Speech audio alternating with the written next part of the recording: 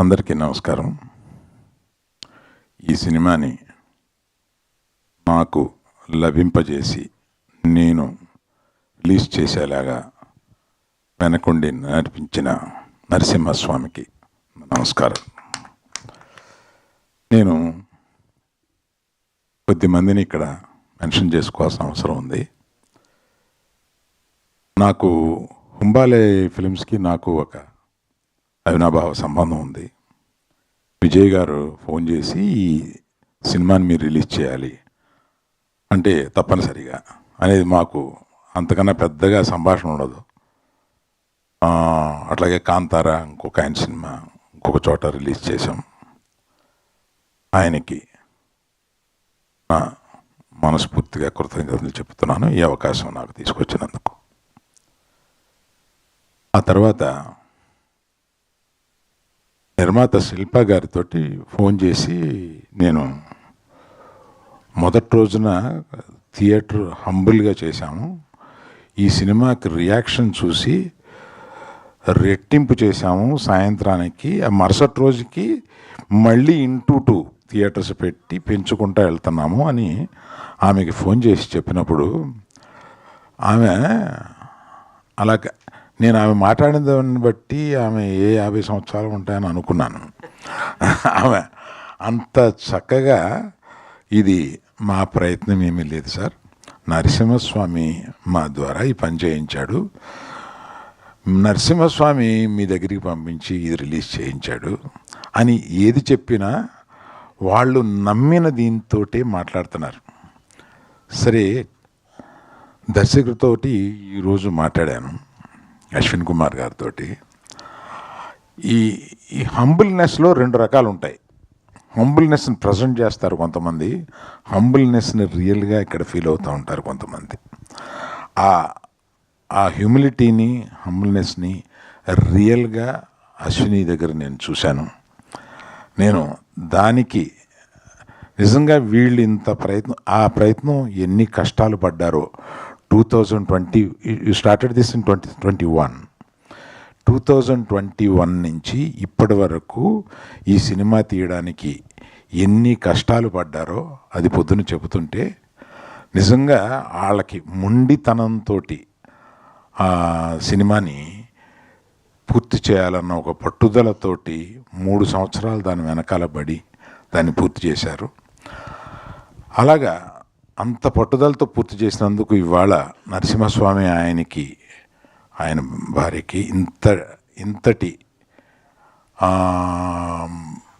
భారతదేశం అంతా జేజేలు పలుకుతూ ఈ సినిమాకి స్వాగతం పలుకుతున్నారు. రోజుకి పెరుగుతూనే ఉన్నారు. మొన్న ఏఎంబిలో 200 మంది స్వాములు వచ్చి ఈ సినిమా చూసి వెళ్తున్నారు. అందులో కొన్ని సంవత్సరాలు అయిపోయింది మేము థియేటర్కి వచ్చి అని చెప్తున్నారు వాళ్ళు.